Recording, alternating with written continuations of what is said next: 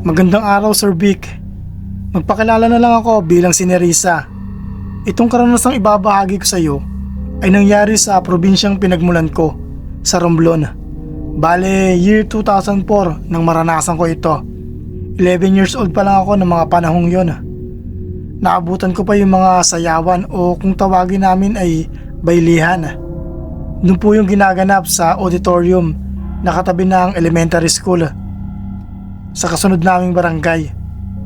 Meron po pala akong kababata na itago ko na lang po sa pangalang Cheche. Palagi kaming magkasama. Kami yung mag-BFF ng mga panahong yon. Minsan, sa bahay namin siya natutulog at kung minsan naman, ako yung nag-i-sleep over sa kanila. Madalas din kami naglalaro noon ng bahay-bahayan at tagu-taguan, Sir Vic. So sobrang close namin, pati sa disgrasya ay magkasama kami. May time noon, San Juan Sir, muntik na kaming sabay na malunod ni Cheche. At may isang beses pa na nakakain kami sa bahay ng bantog na aswang sa lugar namin. Mabuti na lang talaga at kilala namin yung tagaluto, kaya hindi kami nayanggaw o kung tawagin sa amin ay bayunro. Kung sisipagin ako ulit na magkwento, sir, isusulat ko po yung iba pa namin karanasan ni Cheche. Pero sa ngayon, focus na muna tayo sa naging karanasan namin sa may isang waiting shed. Doon kami madalas magpahinga kapag bibisita ako sa lola ko sa may kabilang barangay. Malapit yon sa may simbahan ng Aglipay at may katapat namang poso o igiban, kung tawagin sa amin ay artisyan. Bali, sakop na po yun ng school na nabanggit ko kanina. Isang beses, Sir Vic, pagkagaling namin ni Cheche kina lola, pumasok kami sa may school. Pwede naman pumunta doon kahit Sabado at Linggo. Tapos nag-slide kami. Nang magsawa, lumabas na kami ulit at naupo sa may waiting shed. Mula ron, kitang-kita namin yung magjowa na nag-iigib sa may poso habang naglalampungan.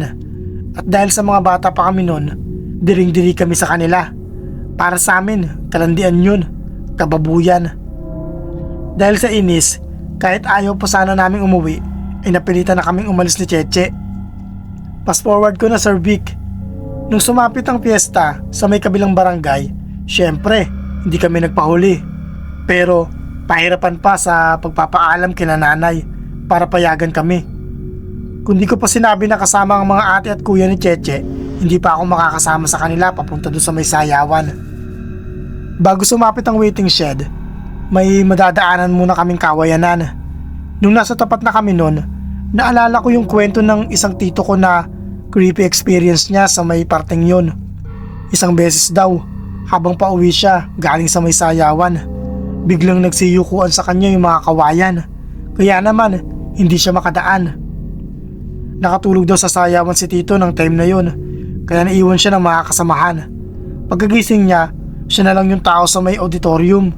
Takot na takot daw siya nun, pero nilakasan niya ang loob niya, Sir Vic. Kaya lang dahil sa pagyuko ng mga kawayan, naubos ang lahat ng natitirang tapang ni tito sa katawan. Nawalan siya ng malay.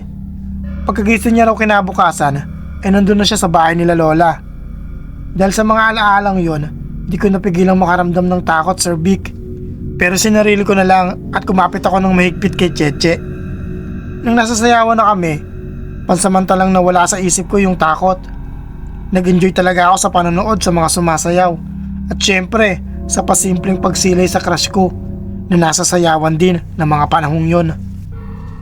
Kilig na kilig kami ni Cheche, lalo pat nakita namin yung crush niya.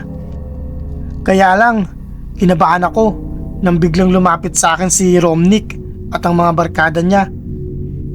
Hindi po siya yung crush ko, Sir Vic, kaso nag-a-assure siya na may gusto ko sa kanya dahil lang namali ang pinsan ko sa pagbibigay ng chain letter. Hindi yun binasa ni Romnick, inakala agad niya na sa kanya yung love letter. Mula nun, lagi na niya akong hinahanap at humahabol. Minsan pa, pinupuntahan niya ako sa school namin mismo. Kaya nung lumapit sila sa amin ng gabing yun, pakiramdam ko ay na-corner na nila kami, Sir Vic. Dali-dali kong hinila si Cheche para tumakbo. Binilisan namin dahil hinahabol kami nila Romnick. Naisip kong doon na lang kami magtago sa may likod ng waiting shed. Effective naman dahil hindi kami nakita ng mga humahabol sa amin. Kaya lang, nung babalik na kami sa may sayawan, may napansin akong parang taong nakaputi dun sa may poso. Biglang bumigat yung pakiramdam ko at para bang lalagnatin ako sa sobrang lamig ng hangin.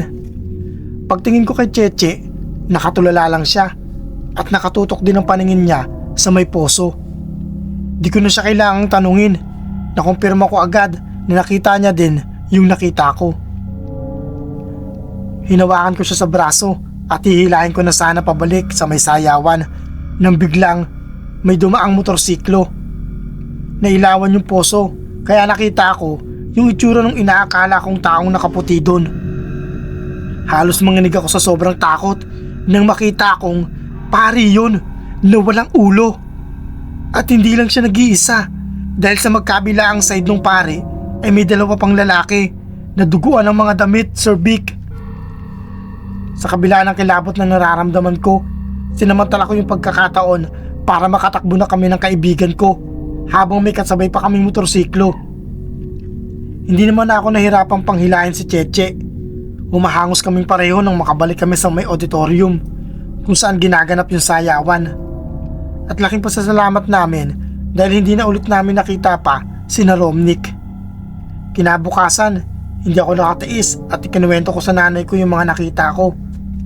Sabi niya, may nagpapakita nga daw talaga na paring walang ulo doon sa may poso. Yung dalawang lalaki naman daw na duguan, marahil daw ay yung mga nadisgrasya noon sa may sayawan. Halos ilang buwan din akong nagpahinga sa pagdayo sa mga sayawan, Sir Vic.